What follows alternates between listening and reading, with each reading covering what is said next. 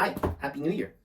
This time it's going to be a different video than most. I'm going to be focusing solely on AP Precalculus, and I'm going to be talking about the AP exam FRQs, the free-response questions, which I would say from experience, as someone who already took the exam, definitely the hardest part of the exam.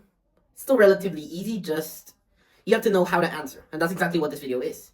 Just keep in mind, I'm not going to teach you how to do it, I'm going to teach you how to answer it. There's very different things. The process is, you should already know how to do it based on your class. I'm going to teach you what to write on the questions for your answer and what not to do.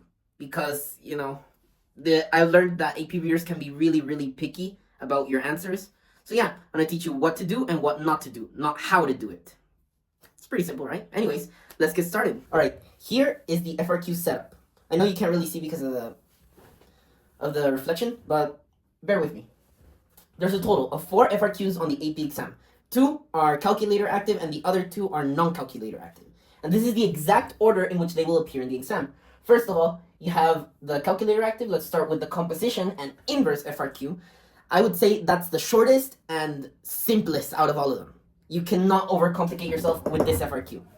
Then there's regressions and the context of the average rate of change.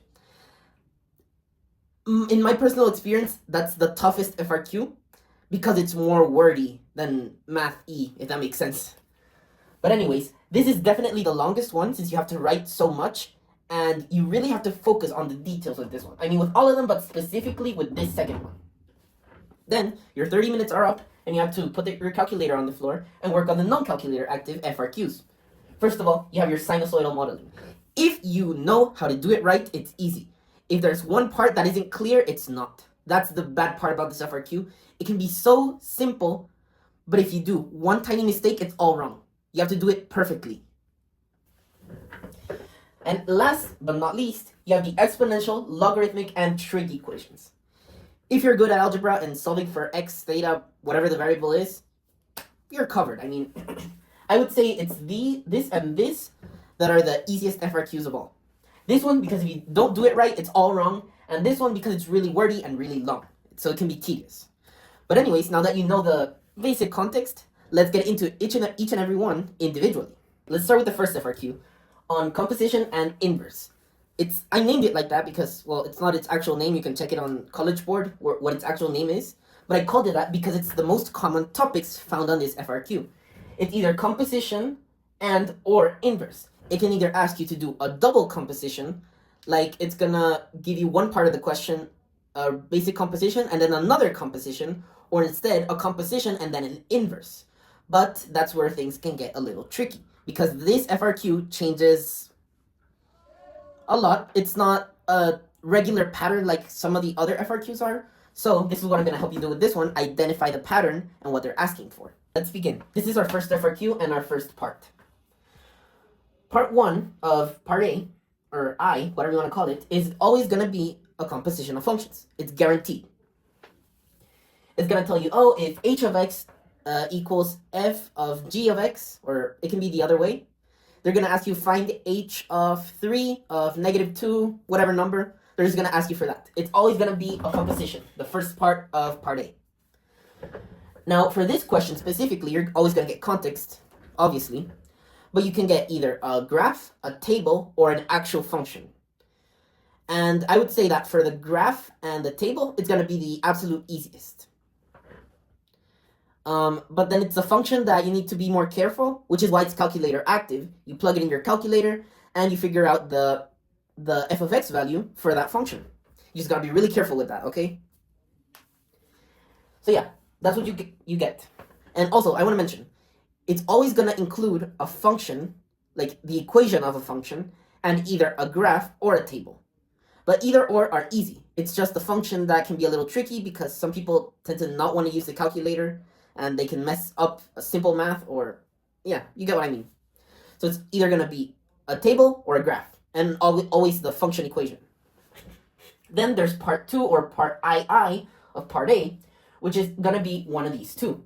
It's either going to be find the inverse value of said number, which that's relatively easy. If they're asking you for the inverse of the equation, then that's easy. You know how to do that. You should already know how to do that. And if they ask you for the inverse of the graph or the table, then I would say that's much easier, because you can just switch the x and y values, and that's literally what the inverse is. If it's with a function, it's complicated because you actually have to get the equation. But yeah, you know what I mean. Okay, and the other part the other option for the second part is to indicate what values of x for which f of x or g of x, whichever, equals a number. That's your simple, basic, really simple equation. You just put the equation of the function and set it equal to this n. That's it. So yeah, this FRQ is really simple. And there is one small part about this FRQ that gets a lot of people, is not making it clear where your final answer is. You're going to be told that for the AP exam, you never box in your final answer, and that's true. No, don't ever do it, even for practice exams. But at least be organized. Make sure that your final answer is at least obvious, or write a phrase, which is what's the best option. Write a phrase for each FRQ. Like, for example, I'm answering this one. F of x equals n when x equals 3.5. I'm making it up. Now for this question also, there's going to be a possibility, a really small one, but it's possible, that the value does not exist. In that case, you absolutely need to write the phrase f inverse of n, for example, is not defined because this and this and this. You always need to give a reason. This is part B of FRQ1. For the first part of part B, it's the same exact thing you already saw, but this time it's guaranteed. It's guaranteed that this is going to be part I, or something similar to this, which is going to ask you find the values of, oh, that's my mistake, I forgot to put the x, of x for which f of x or g of x, it can be either or, equals n, a number, any number. Here is the tricky part, and I swear my teacher in AP Precalc, he gave us a lot of crap for this specific question, as simple as it reads. The n behavior of g or f as x increases or decreases without bound. The thing about this is that the FRQ will always ask you, write it as a limit statement. So you're going to write it like this. Of f of x, for example, equals, I'm going to make something up, infinity. That's what they're asking you for, a limit statement. What they don't tell you, and it's awful, they mark it wrong if you don't include it, is a word statement for the limit statement. It's weird. So what you're going to do is word this out as well. You're going to put the limit and the word that describes this limit. So what are you going to say? As x increases without bound, f of x also increases without bound. The thing about these FRQs are that you need to use the language that these FRQs use. Like, all right, let's say you're working with this one. You have your limit statement already, and you're ready to word it out. And you put the limit as x approaches infinity in words. That's not right. That's not correct notation. You have to put it as x increases without bound. I'm going to write it down so you don't forget. There you have it. This phrase should appear everywhere in this part of the FRQ, okay? Increases or decreases without bound. Does not matter what you're talking about. You will always say this. And if, let's say, it's actually approaching a value, you say it approaches 0. It approaches -2. But if it's not approaching anything, it's approaching one of the infinities, always f of x or x increases or decreases without bound. There's no alternative. That's how you need to write it. Remember, for this part, the limit statement and the written statement. Not one, not the other, both. Alright, this is going to sound really stupid, but I actually know people in real life who make this kind of mistake. Make sure you're writing the right answer in the right box. I know this one girl in one of my AP exams last year that wrote one question in the wrong box and had to start all the way over because of her stupid mistake. So yeah, don't be like her. Part C is where this ties in. It can be either of these two questions for part I or part 1. Determine if g of f has an inverse, or what type of function could model f or g. Okay. In this part, part 1, part I, you're only gonna give your answer without an explanation. Like, let's say f does not have an inverse. There you go. That's it. That's all you have to write for this part. If the AP readers see a because in this part, it's automatically wrong, okay? I'm speaking from experience. I took like 1,000 practice tests. I did this FRQ over and over and over until I got it perfect. And this is where they get people. They explain their answer in this question, and you don't do that because that's the second part. Give a reason for your answer. So yeah, in here, just say it plain and flat. F has an inverse. F is modeled by a quadratic function. No reason. Your reason is given in the next question. Okay, let's calm down a bit. I know it got a little heated, but people really need to listen to this because many people do not care about this and still put their answer here when it should be here. In here, your plain, flat answer. In here, the explanation for your answer from here. So yeah, how do you give your reason for each? In here, it's crucial that you don't use the vertical line test. Yeah, that's technically how you verify if something has an inverse or not. Or I'm sorry, the horizontal line test. That's my bad.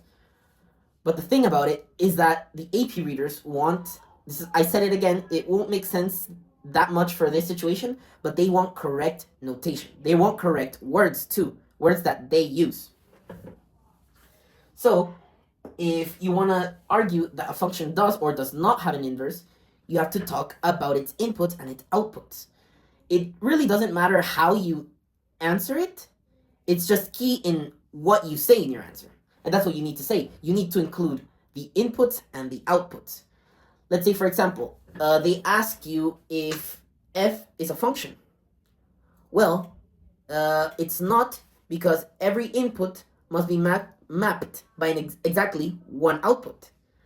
Like, an input cannot have two different outputs. So yeah, that's how you would explain it. It needs to make sense and it needs to be concise. Not say, oh, it doesn't pass the horizontal line test, that's why it doesn't have an inverse. No, don't say that. They're gonna mark it wrong. It's not the words they want to hear.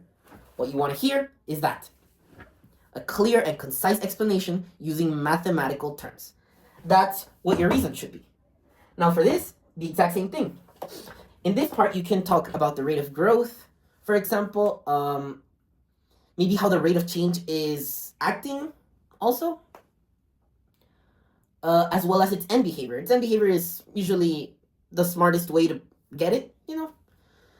Or maybe talk about, no, yeah, that's pretty much it. You can talk about how the rate of change is changing, or simply how the plot looks. But if you want to talk about a graph, you need to include the graph in the answer box. Okay? Let's say you mark the dots on the table, from the table, sorry, and it looks like a quadratic function, like the dots mapped out. And you want to say, oh, it's a quadratic, because this and this, and it looks like a quadratic from the options, because, if I forgot to mention, if you get this question, it's going to give you options for it, okay? So yeah, it's a quadratic because this and this and this. But you said that because it looks like a quadratic, but have no graph to prove it, that's where it comes in. If you want to use a graph as your piece of evidence, you need to put the graph in the answer, okay? Whew. And that's it. That's FRQ 1. Let's move on to the other 3. Let's move on to the next and final of the calculator section FRQs. The regressions and average rate of change FRQ. Oh boy, I have had nightmares of this FRQ. It's really, really tedious. There's a lot of words involved. It's bad. But that's why I'm here. I got a 5 in the exam. You can too. You just need to know how to answer this question. So let's get started. This already looks like a lot more than what we were working with. But let's take it easy. All right, in this question, the context that they're going to give you is a table and a situation. It's literally like a whole paragraph of what the table represents. And more importantly, what the situation, what type of function is modeled by that situation. Now for this FRQ, you have 4 options. Technically 3, but I'm going to explain why only technically 3. You can either get a quadratic, an exponential, a logarithmic, or a linear function. Why am I saying technically 3? You will almost never see the linear. In all my times that I did FRQ number 2 of the AP exam, I never, not once, saw a linear function. It's always a quadratic, an exponential, or a logarithmic. Always. So what do you do here? Well, for part, oh, sorry, I wrote this wrong. This is part A of the question. All right, for part 1 of part A, you need to write 2 to 3 equations, depending on how many variables you have, to find the values of A, B, and C. Okay, this is the same situation as the limit statement, or as well as your reason for your answer.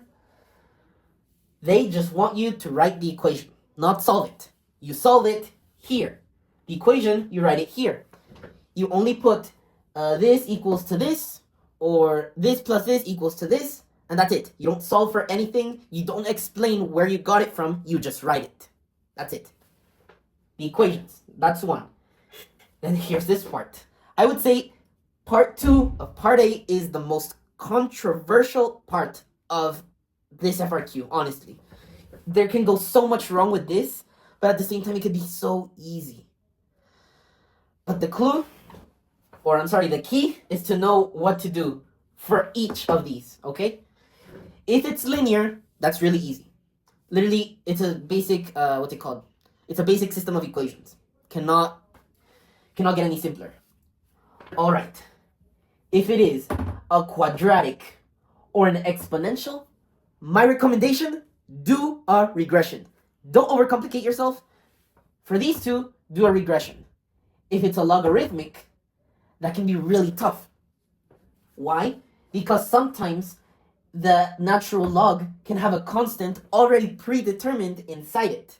Like the question can tell you, this situation is modeled by y equals a plus b times ln of x plus a number. Or it can be just ln of x. But that really depends on what type of question you get. Doesn't matter if it's just x or x plus a number. For this, you really, really want to use a system of equations. Like, do it manually. I know it's awful to have to work so much. I get it. I can be lazy too. But you have to do a system of equation for this. For these two, absolutely do a regression. But then what do you say here? I kid you not, this is exactly what you do.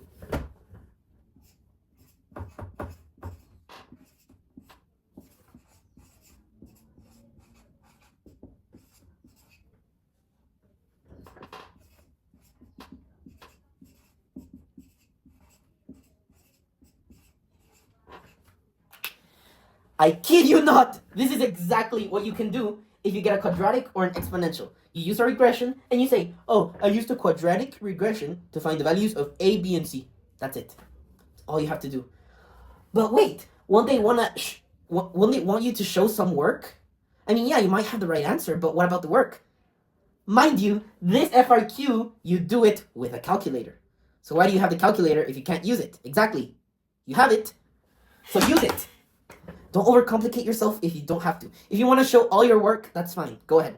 But if you want to use a regression and keep it simple, that's also fine. The AP readers will actually count it right if you get the right answer and just explain, I used a regression for this. Just as long as you explain how you did it, either with math or with words, that's it. That's all you have to do. That's why I said this can be so controversial depending on which function you get. If it's a quadratic or an exponential, regression, always. If it's logarithmic, keep it simple and use a system of equations. I'm sorry, but that's the way it is. You can mess up so easily with the logarithm. Yeah, this is part B of FRQ2. The first part is going to give you like a small passage of context, like this is how this situation that I already explained works, blah, blah, blah, or let's say that they increase in sales and blah, blah, blah. But the bottom line is they're always going to ask you to find the average rate of change from t equals a to t equals b and explain the context of that situation. Now, before I explain this one, I want to explain the second one, just because they're really similar. You're going to see why. The second one, it's always going to ask you to use the average rate of change from here to estimate a certain value. Like, for example, that estimate is going to tell you how many video games were sold after 2 weeks of opening, for example. I'm making something up. Alright, now I can explain both. For here and for here, you need, and I know I told you, oh, you have a calculator, you're supposed to use it. Yeah. But in here, no matter if you use your calculator or not, you need to show the computations that led to your answer. Even if it's the basic change in y over change in x, you still have to include it. I'm sorry, but that's how this FRQ works. For these two, you need to include the computations that lead to your answer, no matter what, okay? Let's see. Oh yeah, for both, again, you need, this is so important, you need to include the units. It doesn't matter what it is, it doesn't matter anything. It doesn't matter anything, you need to include the units for both. As well as at least a proper sentence for each. That's why it says explain the context. Explain what it means in the context. For each, you need to give a short, simple sentence that at time t equals something, this was an estimated of this units. Don't forget the units. Yeah, that's pretty much it. These are pretty straightforward. It's not too complicated. Now we get here. Why are there question marks on it? What does that mean? Do you not remember the question? Yeah, I remember the question. The thing about it is that it's a joker.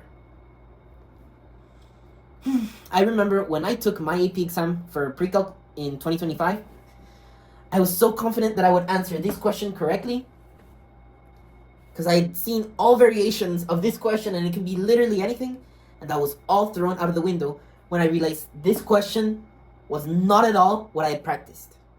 That's why there's a question mark. You never know what you're gonna get, but you always know at least an idea of what they could talk about. This question will always be a words-based answer. Maybe you might have to include a graph in your explanation so it's clearer, but you're not gonna need to make any calculations. It's just a statement, a couple of sentences. You need to explain your answer. It's like saying, give a reason for your answer. This is something, something, something, and it's always going to end with give a reason for your answer. It can talk about, is this value an overestimate? Is it an underestimate? Whatever it is, it has one common characteristic.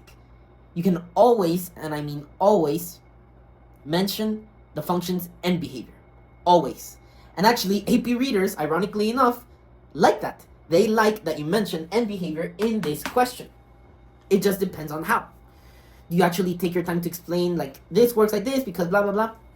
Well, yeah, it works. It works really well. Always mention the end behavior, as well as the rate of changes in not end behavior, sorry. You can always mention the end behavior and the rate of changes behavior. There, that's what I wanted to say, I'm sorry. Yeah, it doesn't matter what you get here, you can always mention that.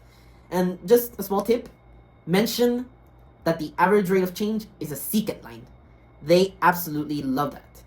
As well as the concavity. You can include concavity, the secant line, so that's why it's an underestimate or an overestimate, blah, blah, blah. You're good to go. It's perfect. Just as long as you know how to explain it, whatever comes here, you're going to be able to answer it. Just as long as you know what to include in that answer. Yeah. I know, I'm sorry I have to do this again. But yeah, Part C, and the only question in Part C is also a joker. You never know what you're going to get. But, again, like last time, you can know what to include in your answer. This question can either talk about an error in an approximation, mostly by an approximation either made by you or made by the actual situation, or it can talk about... Wait, I forgot what it was going to talk about. Alright, never mind, I remembered. I had to go check. The second thing, apart from the error in an approximation, is to which approximation should be used because it's better. Now, in here, I remember so clearly that there was such a simple way to know what to answer. Answer, first of all, why your answer is right. Like, you have your answer, like, the error is changing because this, or this approximation is better. For your reasons, you need to include number one, why your answer is right, and number two, why any other answer or another option that you're given is wrong. It doesn't matter how you explain it. This time, I seriously don't know what to tell you for this question. It's seriously a joker every time. Like, I don't know what to predict from it either. But yeah, just keep mentioning the secant line, your approximation that you already made, concavity, anything. All those things that I already mentioned are also useful here, okay? Just, it can either be an error or what's it called? Which approximation is better? But the end line here, like a small recap, you need to give a reason why your answer is right and a reason why any other answer or the answer that you're provided by the question, like if you're given two choices, why the other one is wrong. It's crucial. Okay? So yeah, we're done with the calculator FRQs. 2 down, 2 to go. Let's move on to non-calculator. All right, we are on our first FRQ without calculator. One more to go after this one. Anyways, what I said at the beginning about this one still stands. If you get one thing, one tiny detail wrong with this FRQ, it's all over. You get absolutely everything wrong. Even if you misread the context, which I'm about to explain what it is, it's all wrong because everything depends on the context. Anyways, let's get started with this one. All right, so this is the only part A of FRQ 3, which reads, find the coordinates of all 5 points. But before we get into that, we should at least know what the context is about. So each situation that this FRQ will present will be different, obviously, as you have seen with all these FRQs so far. But they have a couple of common characteristics. First of all, it's always going to give you some kind of time interval as to where the cycle, because this is periodic motion, is going to end. How long that cycle is. That's number one. Number two, it's always going to talk about a point. A point located in some object, but that's part of the situation that's moving, and it's forming a cycle. Like maybe it can be going in a circle, something like this, like an actual wave. It can be going up and down in a circular motion. Either way, it's going to represent periodic motion. That's the most important part. So yeah, no matter the context, it's always going to be the same information, whether it's clear or not. So anyways, let's actually dive into the question. It reads, find the coordinates of all 5 points. Doesn't matter what the situation is, you're always going to get these exact 5 points. How you find them is really tricky. I would say the the y values are definitely the easiest, because the situation always describes that the point W, let's call it, that point W of the situation is at a certain height, there's a certain length between something else. It's either or, but from that you can get the height of that point for each of these. Like let's say here, point W reaches its max distance from the ground. I'm making something up as I go. So this is when it's closest to the ground. You can see how that makes sense. So yeah, y values are probably the easiest to find, and especially the midline, because it's just the average of the maximum and the minimum added to the actual y values. Like let's say the maximum y value is 56, and you find that the average between the minimum and the maximum is 14. I don't know. So you would subtract 14 from the maximum or add 14 to the minimum so you can get the midline. That's how it works in general. Then the x values are much more complicated. I will not go too much into detail as to how you can find them, but it's always about reading the situation carefully. That's key in this FRQ in general, okay? If you're given the 2 time intervals, that means that this can be t equals a, which was given to you, and t equals b. And you can just make something there. Or there's this one case that maybe t equals a might be here, but they're not asking you to find this point. I know, but write it just in case. Still find these 5 points, but if it's helpful, you can find this, or this point. So anyways, the trick about the x values here, it's really neat actually, is that they, like from this point to this point, it changes in equal interval lengths, if that makes sense. Like for example, if the difference from this x value from this x value is 1.5, that's going to be the same for the rest of the graph. That's the easiest part about the x values, that they all keep changing. Like from the max to the midline, from the midline to the minimum, it's going to be the same length, no matter what. Yeah, that's all the information I can shed for this question. Let's move on. Hey, sorry, a little in between before I move on to part B.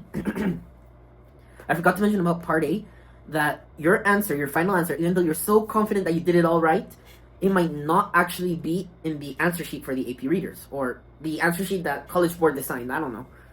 But the neat part about this is that there's a couple different correct interpretations of each situation. It doesn't matter what the situation is, there's always going to be more than one correct answer. It's just a matter of actually getting there. If, let's say, you're discussing with a friend that you got different answers, they might still be correct, just at a different point in time. Yes, the question will always read, find the possible coordinates for each point, right? That doesn't mean that they're going to be exact. So let's say you're describing the same cycle as your friend, but you're at different points. Just as long as you get it in that same cycle, you're good to go. That's all I needed to mention. It's really important that you know that, okay? This is another tricky question. This is the only part B, like similar to part A, but you can get these two. Once you find the possible coordinates for your 5 points, you can actually make an equation that represents that exact cycle. But it all depends if you're given a sine or a cosine. It can ask you for either or. I think in my AP exam it was a sine, and I knew exactly what to do there. This is really, really simple. You know how in part A you had this, right? Well, when I said you can also write down any other point, it doesn't just have to be the 5. Like, for example, you mark this one, or I don't know, this one. No, sorry, this one, because you actually do need to mention this one. If you mention either this point or this point that wasn't really asked for, that can still help you with constructing the correct cycle. For example,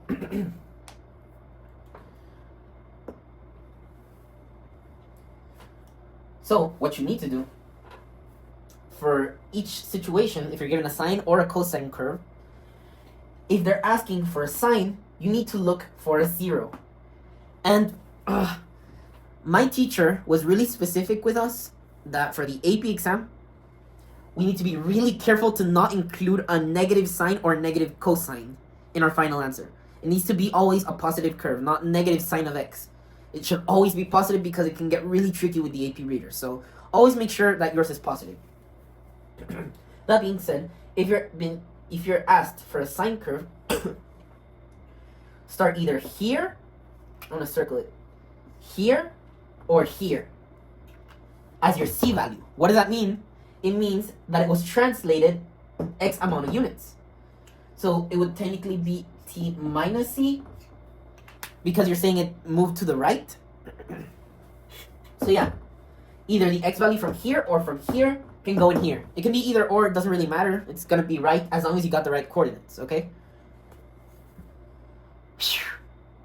And now for a cosine, it's not a 0, it's a maximum. You want to either mention here or here for your C value. The same dynamic, also a minus because you're shifting it to the right. So yeah, where this idea technically comes from is that a sine curve not translated at all starts at a 0, and a cosine curve starts at a max if they're not translated. If it's the parent function, that's what I meant to say. So yeah, if it's a sine, start at a 0. If it's a cosine, start at a max. The C should be the X value of said point, okay? The A, obviously, the amplitude. The B, the period. You really need to, you get the two, the 2 times where the cycle happens. You can get your period from there. Remember, for sine and cosine, the period equation is 2 pi over b. So that period is, let's say you subtract that time b minus time a, you get the supposed period. You can find out b that makes that period that. Then b is just your midline, which is really easy. So yeah, that's the key for this one, and now it's definitely much easier, this FRQ from there. Alright, this is the final stretch of the third FRQ, part C. There's 2 questions. First one reads, what is true about the function from t1 to t2? Now, t1 and t2 will be times, that will be x values of 2 determined points at the time you get the FRQ. You won't know what t1 and t2 is until you get your FRQ. It can be from the first point that it's at its maximum to where it gets to the midline, like over here. But it could also be from the midline to the minimum, or from the minimum to the midline. You don't know. The nice thing about this question is that it's a multiple choice, and you don't have to justify it. That's the best part. You have to really focus on the graph, and okay, it's positive and it's increasing, so it's option A, for example. That's all it's gonna be for the options, by the way. It's positive or increasing, positive or decreasing, negative and increasing, or negative and decreasing. It's one of those four options, and it's most of the time positive. Out of these situations, almost none of the times are you going to have a negative y value. Just, you'll see it when you get there. Then there's a second question.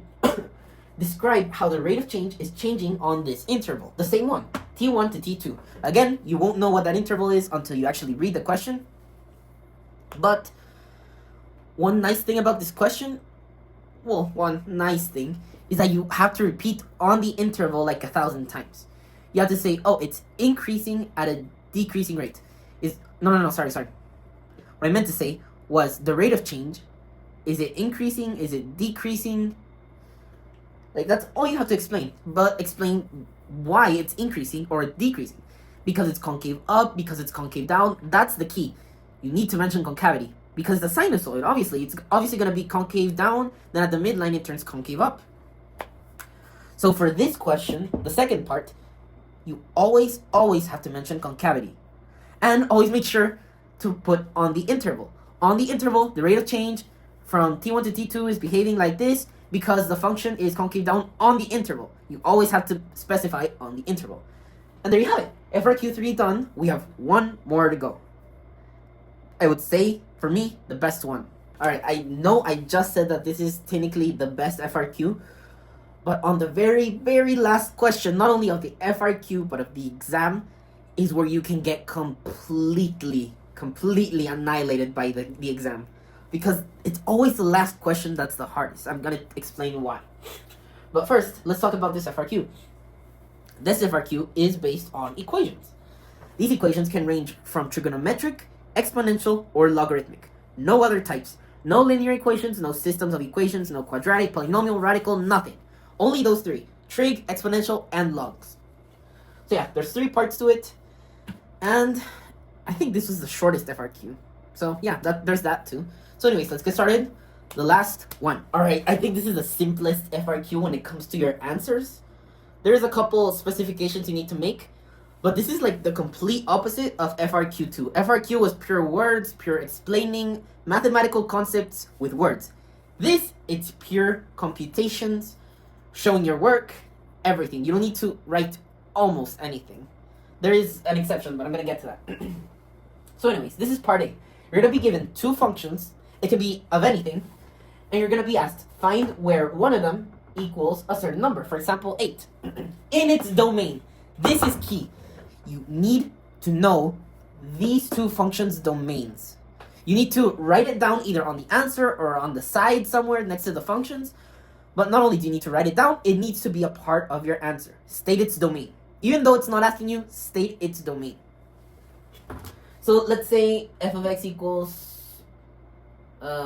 sine of 4x squared, something like that.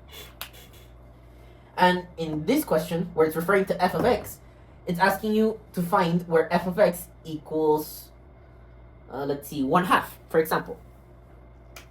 So then, what would you do?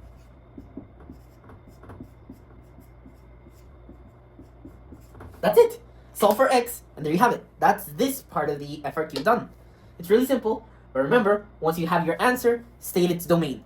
Sometimes it might be all real numbers, then just say that its domain is all real numbers, but sometimes it can have a really tricky domain, especially with this next question coming up. So yeah, this one's simple, but let's see the next one. This is part B of FRQ4. So what you got, similar, you have two functions. They're most of the time going to be either logarithmic or trigonometric, almost never exponential for this part. And both questions are going to either ask you to write this one or the other one as one specific term. This is where it gets a little tricky. If it's logarithmic, one of the functions, it's going to probably ask you to write as a single logarithm or as, for example, 4 different logarithms. It's going to tell you to either expand or condense the expression. It's not going to ask you to solve for x, but to expand it or condense it to make it as simple or as complicated as possible. Then, if it's trigonometric, it's going to tell you, let's say, g of x equals sine squared of x plus 1. Oh, forgot the equal sign. over cosine of x times, I don't know, tangent of x. If you're given something like this, it's going to ask you to write as one singular trigonometric function. Inside of the x can be anything, really, but as one trigonometric function.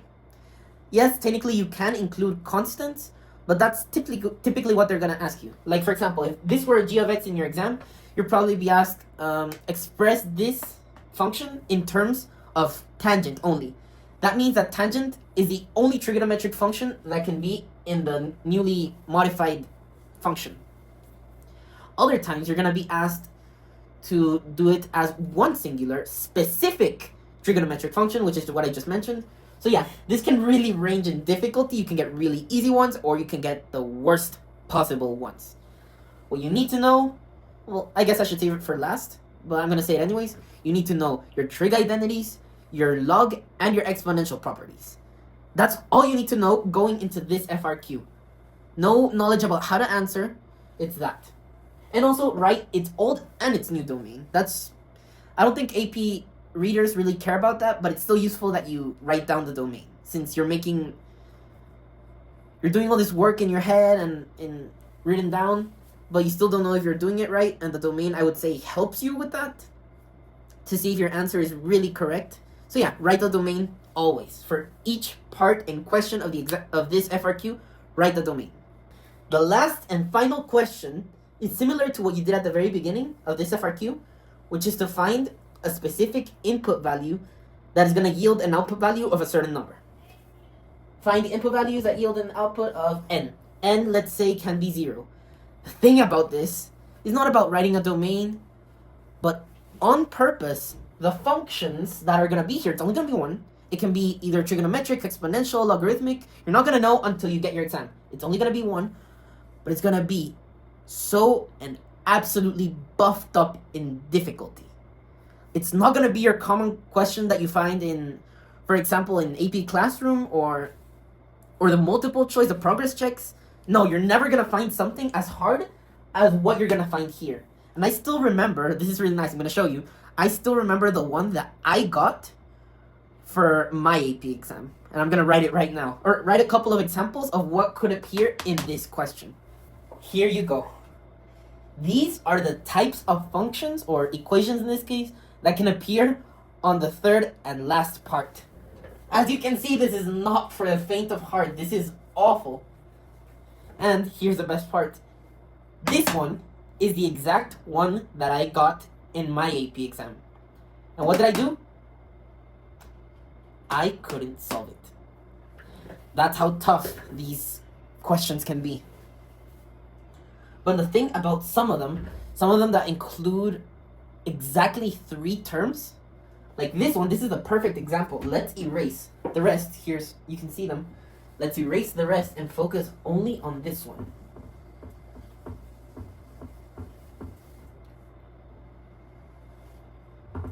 Here, this one. There is something in calculus, yes, I know it's pre-calc, but it's relevant. There is something in calculus that is known as U substitution, which basically you use it for integrals, but essentially what U substitution is you replace any type of function into U. For example, you're doing something really complicated, like what I did before. You can just say, let U equal 4x squared. So this would turn into sine of U. You see how that looks much less scary than this? And they still mean the same thing, since U is 4x squared. That's what we do here. We use U substitution with terms like this. Let's see, what could our U be? What about e to the x? Because look, this is basically e to the x squared, this is e to the x, and this would just stay 12. So let's say, let U equal e to the x. So what do we do now? We replace e to the x with U. What do we have here? It's a quadratic. So what do? We can factor this out. This would be u minus 4, and this would be u minus 3. But now we can turn this back to how it originally was. So replace the u with e to the x. So we would get as a final product e to the x minus 4 times e to the x minus 3. And now you solve. You solve for x. That's really easy. So yeah, that's how you can use substitution to solve these questions with 3 exact terms that sort of look like a quadratic. You just need to find what would u be. That sounds funny. What would u equal to? So then you turn it into a quadratic, factor out, and replace the u with what it originally was. And yeah, that's FRQ 4. So that would be it for the AP Precalculus FRQs and how to crack each and every one of them. As a final message, I want to wish you very good luck on your exam if you're watching this before May. And a couple of tips. First of all, don't ever write more than what you're asked for. If you're asked just for the limit statement, like in FRQ 1, like the limit statement and the written statement, that's all you give. You give nothing else. If you're in FRQ 2 and you're asked to give the 3 equations necessary to solve for the constants, just give the 3 equations. Don't explain how you got them. Don't explain what the constants would be. No, just give it to them. Don't overcomplicate yourself. If they're asking you for something, that's exactly what you should give. Nothing more and nothing less. That's the best tip that's going to save you for the FRQs in this exam. And yeah, I said a couple of tips and I only gave you one, but I pretty much said everything back in the video. So yeah, that's it. Good luck on the exam, and yeah, I hope you get a 5.